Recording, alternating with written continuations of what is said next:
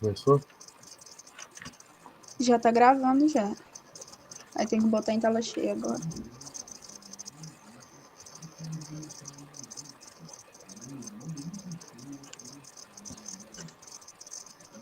Vocês estão me ouvindo bem? Sim, sim, perfeitamente. Então pode começar, né? Uhum. Olá, então hoje o meu grupo, composto por mim, Gabriele Lima, pelo Rickson e pela Tainara Gomes, vamos apresentar a determinação de sódio e potássio por fotometria de chama, pelo método de adição de padrão. Bom, vamos começar um pouco, né, falando sobre a fotometria de chama.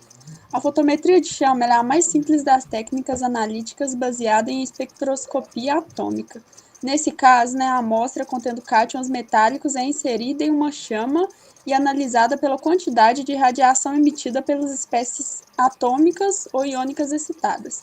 Os elementos, ao receberem essa energia de uma chama, geram espécies excitadas que, ao retornarem para o estado fundamental, liberam parte da energia recebida na forma de radiação, em comprimentos de onda característicos para cada elemento químico. A fotometria de chama é uma alternativa instrumental de baixo custo para analisar a devida dosagem de alguns reagentes específicos contidos em amostras, como o sódio, o potássio, o cálcio e o lítio. Essa observação se dá por meio das cores que cada elemento químico é capaz de emitir quando em contato com uma chama não luminosa. Pode passar. Agora vamos falar um pouco sobre as partes, né, do fotômetro de chama. Um fotômetro simples, ele consiste nos seguintes componentes básicos principais, que é a fonte de chama, o queimador no fotômetro de chama é a fonte de chama, pode ser mantido em temperatura constante. A temperatura da chama é um dos fatores críticos na fotometria de chama. O nebulizador, que é usado para evitar a solução homogênea para a chama a uma taxa equilibrada. O sistema óptico, os filtros de cores simples e o fotodetector. Pode passar. Agora eu vou falar um pouco das vantagens.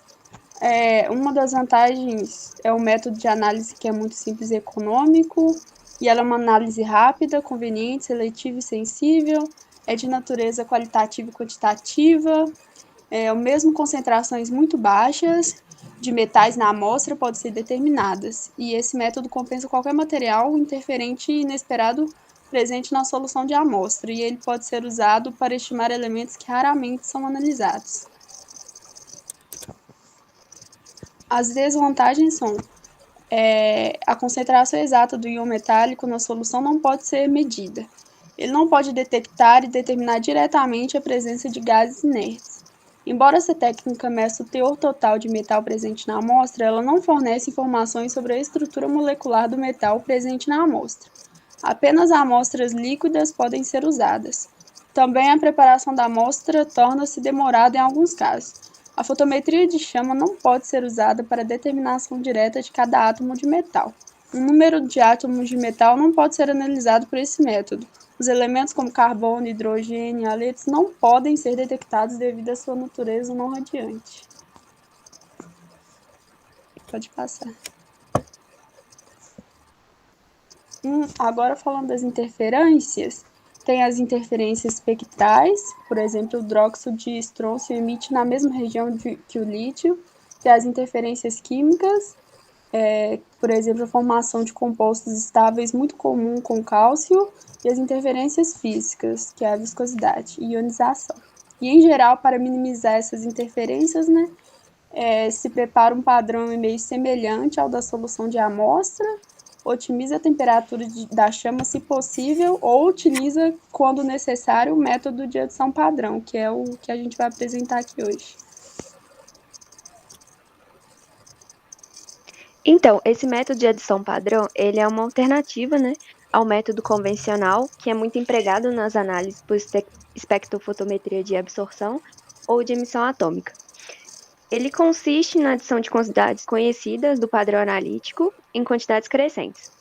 No entanto, a adição desse padrão ela acontece sobre um volume conhecido da solução da amostra, e vai o mesmo volume em todos os balões, seguida pela determinação da concentração do analito adicionado. Isso é possível a partir da equação da reta, né? que tem seu eixo X com as concentrações das amostras, e no eixo Y a gente vai ter a área quantificada dos espectros em questão. E a adição padrão ela é especialmente apropriada, né, quando a composição da amostra ela é complexa e vai afetar o sinal analítico. Esse método ele é muito empregado quando a matriz da amostra ela é muito complexa, como já foi dito, e difícil de ser reproduzida. Além disso, a frequência analítica e a simplicidade do método ele é consideravelmente maior quando a gente trabalha com uma curva aquosa, uma água ou um branco analítico. Entretanto, né, se fazer necessário empregar o método de adição padrão quando a matriz ela vai interferir na análise. Aí a gente vai ter que verificar se há ou não a interferência de matriz.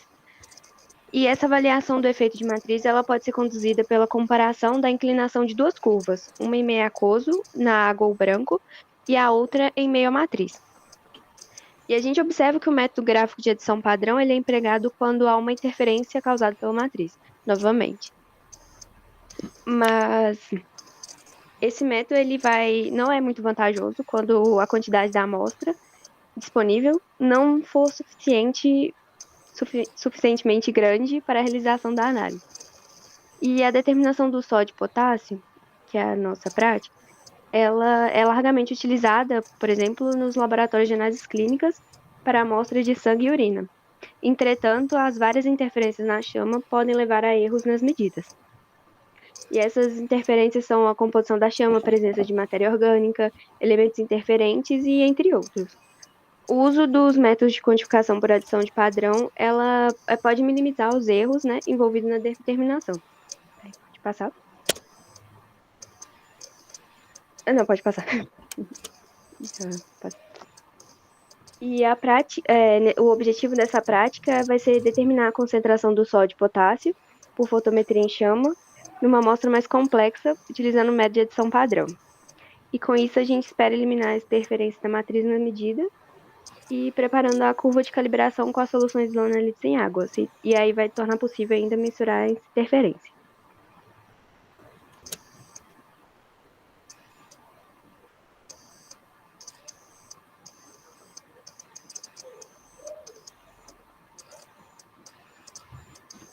Então, bem, pessoal, os procedimentos experimentais que foram realizados na preparação dessa prática, a gente tem que o fotômetro de emissão, ele deve ser ajustado para que a gente obtenha uma melhor resposta do equipamento para a variação das relações entre os gases de combustão, em que é adicionado quantidades adequadas de amostras nas soluções padrões de sódio e potássio que a gente preparou durante a prática, em balões volumétricos de mesma capacidade. Então, são feitas as leituras das emissões de sódio e potássio dessas soluções, zerando o equipamento após cada leitura, para que não haja interferência nos resultados.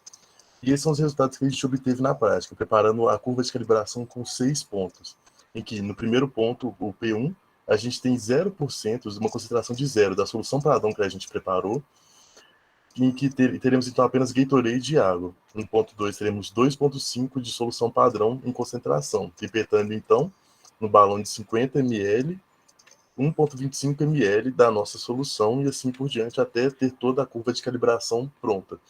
E obtemos então os seguintes sinais para o sódio e para o potássio, dos pontos 1 ao ponto 6. Plotando o gráfico para obter a regressão linear, a gente tem que para o sódio uma equação de reta em que y é igual a 0,0556x mais 0,547.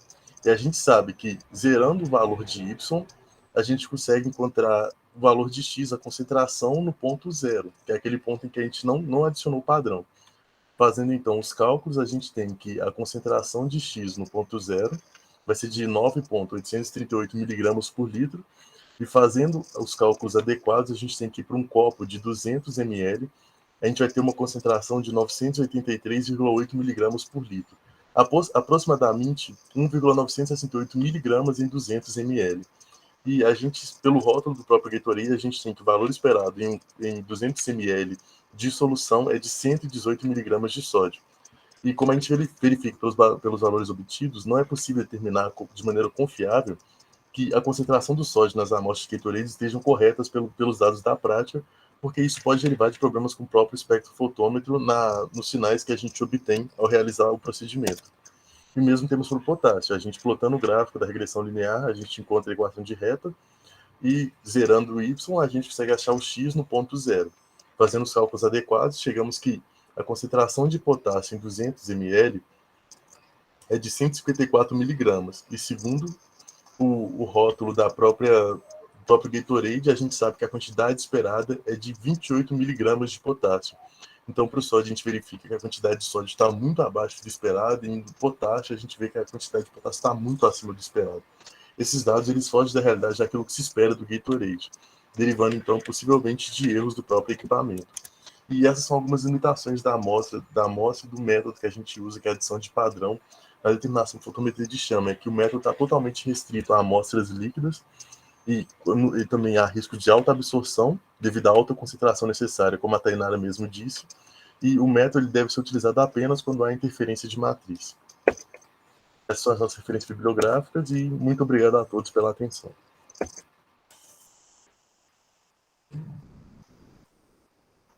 Deixa eu girar lá.